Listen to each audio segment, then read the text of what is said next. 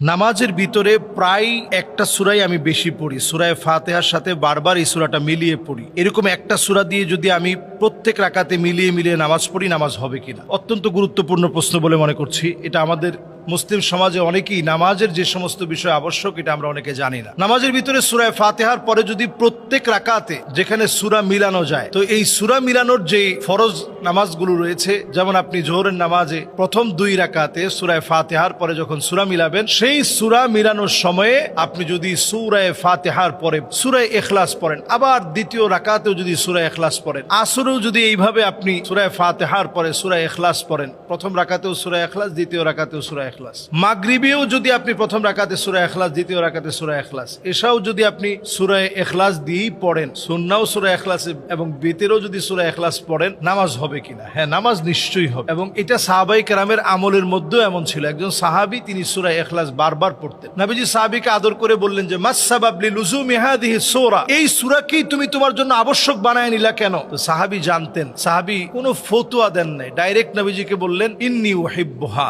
লিআন্নাহা সিফাতুর রহমান, যেহেতু এটা আল্লাহর বৈশিষ্ট্য দিয়ে ভরা সূরা, এই সূরাটাকে আমি ভালোবাসি। তো নবীজি বললেন যে ঠিক আছে, আরো তো সূরা আছে। আল্লাহ তাআলা তাৎক্ষণিক জিবরিলকে নামিয়ে দিয়ে, জিবরিলকে পাঠিয়ে দিয়ে, জিবরিলকে নাজিল করে দিয়ে আল্লাহ তাআলা জানিয়ে দিলেন তারই ভালোবাসা কাল কিয়ামতের দিন আল্লাহর জান্নাত পর্যন্ত তাকে পৌঁছায় দিবে। সুবহানাল্লাহ।